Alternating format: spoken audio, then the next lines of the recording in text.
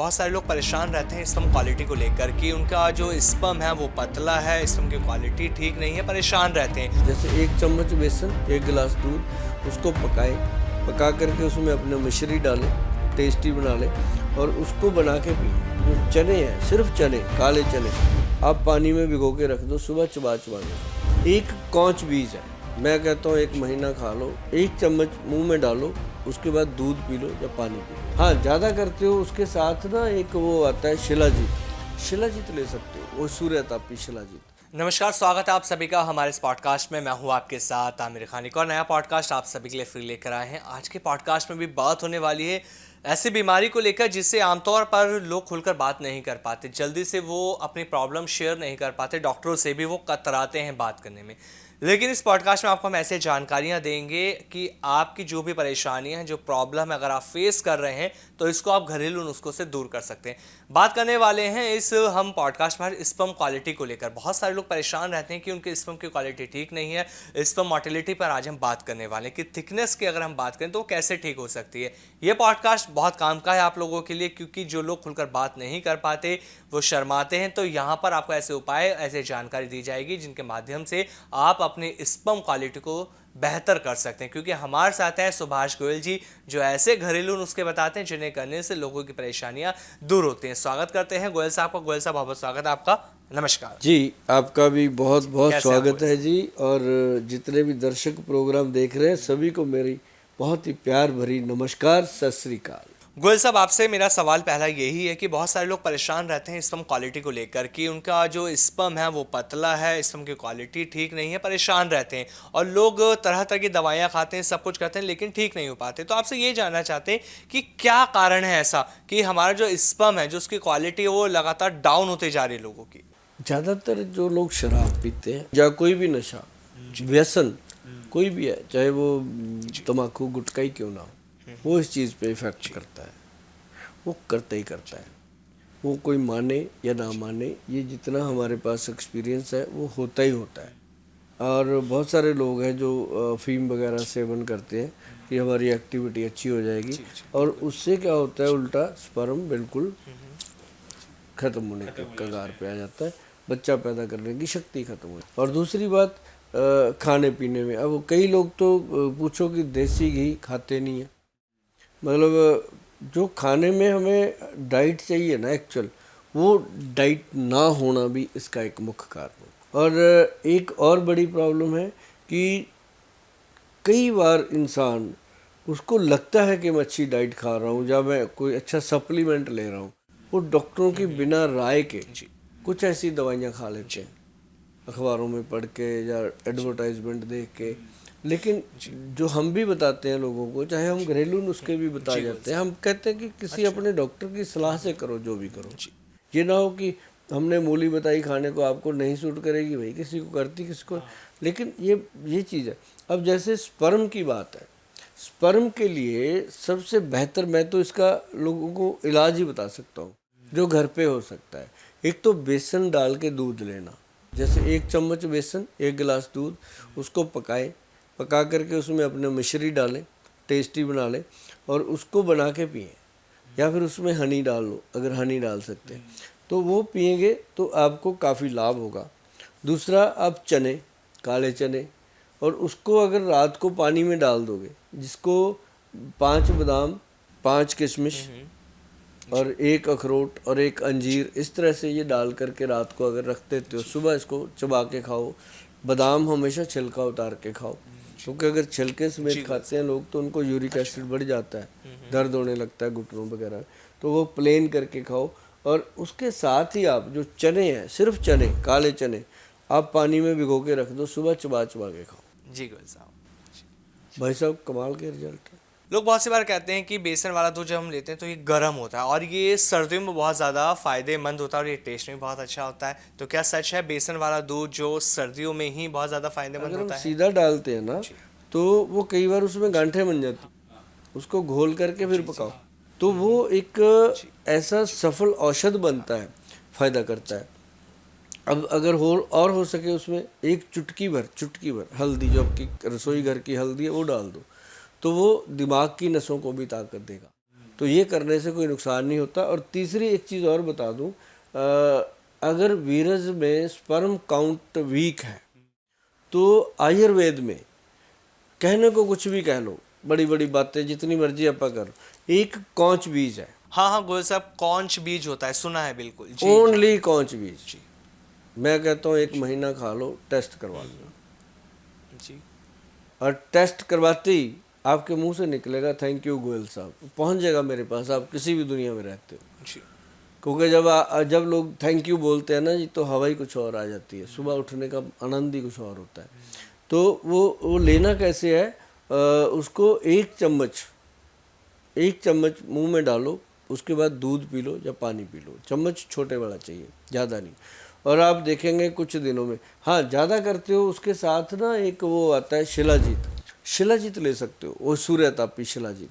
शिलाजीत जो सूर्यतापी है ना, उसके अंदर सफ़ेद मूसली, सालब पंजा, गोक्षूरा, कई चीज़ें मिली होती हैं।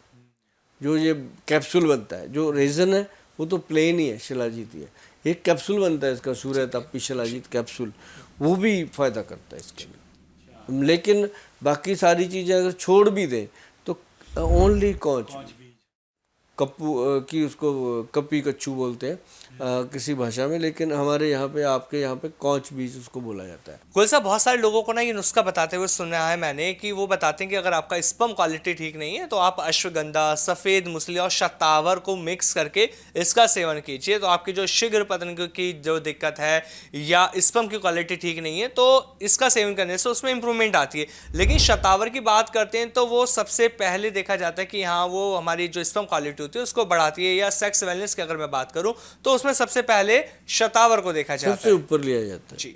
आपने मेरे मुंह से भी सुना होगा नुस्खा, मैंने शुरुआत यहीं से होती है, सफ़ेद मूसली, सालब पंजा, सालब मिश्री जी, बिल्कुल। और अशवगंध, शतावर, गोक्षूर, ये 6 चीज़ें तो मैं गिनती में लेके आता हूँ। फिर इसमें शिलाजीत, फिर इसके अंदर सौंफ, फिर इसके अंदर लौंग, फिर इसके अंदर सेलम की जड़, फिर इसके अंदर जायफल, जवित्री, फिर इसके अंदर वो एक आता है, क्या नाम लेते हैं, सालब पंजा। ये जो चीज़ें हैं, ये सारी चीज़ें जो फ़ायदा कर, गोरखमुंडी, गोरखमुंडी बहुत कमाल की औषध है, जिनके लोगों के नर्व सिस्टम वीक हो जाते हैं। तो ये सारे नुस्खे अच्छे हैं, लेकिन सबसे अच्छा कौच भी अच्छा। स्पर्म काउंट के लिए गॉड ने इतना अच्छा तोहफा दिया है ना जी, कि चैन आपके साथ बैठ करके मुझे इतना आनंद आ रहा है कि मैं नुस्खा बताने में संकोच ही, मैं वैसे भी नहीं करता। मुझे ये है कि हम दुनिया में रहें ना रहें, नुस्खे तो आयुर्वेद के हैं, आयुर्वेद जिंदा रहे, आयुर्वेद लोग आयुर्वेद में ट्रीटमेंट लें, आयुर्वेद को प्यार करें, आयुर्वेद का खाएं, आयुर्वेद में जिएं। गोयल साहब, ये भी कहा जाता है कि मान लीजिए कि अगर अपनी लाइफ स्टाइल को आप प्रॉपर मेंटेन कर रहे हैं, जैसे कि आप सुबह टाइम से उठना, प्रॉपर ब्रेकफास्ट करना, सही से खाना खाना, आप रोटी सब्जी खा रहे हैं, सलाद ले रहे हैं, फ्रूट ले रहे हैं, और जो मास्टरबेशन की हम बात करते हैं, अगर आपने मास्टरबेशन करना छोड़ दिया है तो आपकी जो स्पर्म क्वालिटी है वो इंप्रूव होनी शुरू हो जाती है, अपने आप इम्प्रूव हो जाती है। आप दाल सब्जी अच्छी खाओ, और वो क्या नाम लेते हैं, दही का जो बनाते हैं ना तक्कड़, कैसे, आधा गिलास दही, आधा गिलास पानी, चम्मच से घोलो और पी लो, अच्छा, और कुछ ना डालो। तो वो चीज़ कमाल की है। मतलब जिन लोगों को लीवर की गर्मी है, जिन लोगों को वीर्य की थिकनेस नहीं है, जो भी इस तरह की प्रॉब्लम है, दही से, अब दूध और दही का ज़मीन आसमान का फर्क, दूध के बाद दही, दूध पिता तो दही पुत्र, पिता बूढ़ा हो गया तो पुत्र और जवान, उतनी शक्ति देता है वो। मतलब वो चीज़ें, अब दही से फिर घी निकलेगा, घी को कहते हैं घी कभी, दूध अभी, है ना। तो फर्क है, तो दूध पीने से तुरंत फर्क पड़ जाता है सेहत को, दही खाने से उससे भी जल्दी फर्क पड़ता है। लेकिन देसी घी खाते रहो वो अपना टाइमली रिजल्ट देता रहता है और बूढ़े नहीं होने देता अंदर से। अच्छा गोयल साहब, मैं आपसे कुछ 5 ऐसे जड़ी बूटियों के बारे में पूछना चाहता हूं, और ये भी मैं जानना चाहूंगा कि 5 जड़ी बूटियों के बारे में जो मैं आपसे पूछ रहा हूं कि आप उसमें से नंबर 1 पे किसे रखेंगे या नंबर 5 पे किसे रखना चाहेंगे, स्पर्म क्वालिटी जिससे इंप्रूव हो जाए। तो बताइए आप सबसे पहले कि आप नंबर 1 पे कौन सी जड़ी बूटी को बताते हैं। मैं आपको बताता हूँ जी। यदि सबसे बेहतर चीज़ लेनी है, 5 चीज़ें अगर आप मांग रहे हो, तो उसमें सबसे बेहतर चीज़ जो है वो है अश्वगंधा। जी। सबसे ऊपर अश्वगंधा का नाम आएगा, फिर आएगा शतावर, जी। फिर आएगा शिलाजीत, फिर आएगा सफ़ेद मूसली, फिर आएगा कौच बीज। ये जो चीज़ें हैं ये अपने आप में एक मस्त जड़ी बूटियां हैं। उसके बाद फिर बहुत है, ऐसे तो 30-40 जड़ी बूटियां डाल के बनती हैं चीज़ें, लेकिन ये 5 अगर मिल जाएं आपको, पांचों ही अगर आप यूज़ कर लेते हो तब भी सफिशिएंट। अच्छा, सबसे पहले अश्वगंधा है, लेकिन जब लोग लेकर आते हैं तो सबसे पहले वो सफ़ेद मूसली गोयल साहब लेकर आते हैं। और बहुत सी बार ऐसा होता है जब कोई व्यक्ति पंसारी की दुकान पे सफ़ेद मूसली लेने जाता है तो पंसारी वाला उस व्यक्ति को इस तरह से देखता है कि भाई ये सफ़ेद मूसली किस लिए ले रहे हो। तो यही मैं आपसे जानना चाहता हूँ कि सफ़ेद मूसली किन लोगों को लेनी चाहिए, किन्हें इनका सेवन करना चाहिए? सफ़ेद मूसली का जो है वो उनको कम खानी चाहिए जिनको कोई भी हार्ट डिसीज़ है, जी, उनको कम खानी चाहिए। अदरवाइज़ हार्ट डिजीज़ वाले जो लोग हैं उनको अश्वगंध बहुत अच्छी रहती है, शतावर अच्छा रहता है, शिलाजीत ठीक रहती है, ये सारी चीज़ें ठीक है। किन लोगों को अश्वगंधा का सेवन नहीं करना अश्वगंधा चाहिए? सभी को खाना चाहिए। अच्छा। कोई ऐसा इंसान नहीं है जिसको नहीं खाना चाहिए, लेकिन मात्रा कम ज़्यादा हो और वैद्य की सलाह से लेना चाहिए कि हफ्ते में 2 दिन खाना है, रोज़ खाना है, चम्मच खाना है, आधा चम्मच खाना है। ये तासीर के अकॉर्डिंग कौन कितना खा सकता है, तो ये अगर लगातार खाया जाए तो कोई दिक्कत नहीं है। हाँ, ये कई बार लोगों के ये बीपी को बढ़ा देता है, गर्मी कर देता है, तो अगर वो 2 दिन छोड़ दें हफ्ते में, जैसे थर्सडे को नहीं खाना भाई, संडे को नहीं खाना, बाकी दिन खा लिया, और चम्मच छोटा रखें, जैसे जैसे बॉडी सर्वाइव कर रही है, बॉडी उसको झेल रही है, उसको बढ़ा दीजिए। अच्छा, मतलब पहले कम से कम डोज से हमें शुरू करना चाहिए, उसके बाद धीरे धीरे हमें उस डोज को बढ़ाना चाहिए कि किस तरह से वो असर कर रहा है उसके हिसाब से हमें अपनी डोज को बढ़ा देना चाहिए। अब जैसे कौच बीज है, वो आधा चम्मच ले ले, कोई दिक्कत नहीं है, उसने तो जाके अंदर ब्लड में से बीरिया को थिक करना है। लेकिन अश्वगंध जो है वो अपने नर्व सिस्टम को स्ट्रॉन्ग करता है, नाड़ी तंत्र को अब जैसे पार्किंसन के प्रॉब्लम होते हैं उनमें भी अश्वगंध ही है, सभी में दिया जाता है। गोयल साहब, शिलाजीत क्या ये सप्त धातु को मजबूत करती है? करती है जी। शिलाजीत भी करती है, सफ़ेद मूसली भी करती है। अच्छा, तो इसलिए ये हर बीमारी में फायदेमंद मानी जाती है। और एक जी, सालब मिश्री है, जी। वो सफ़ेद मूसली के भी ऊपर है।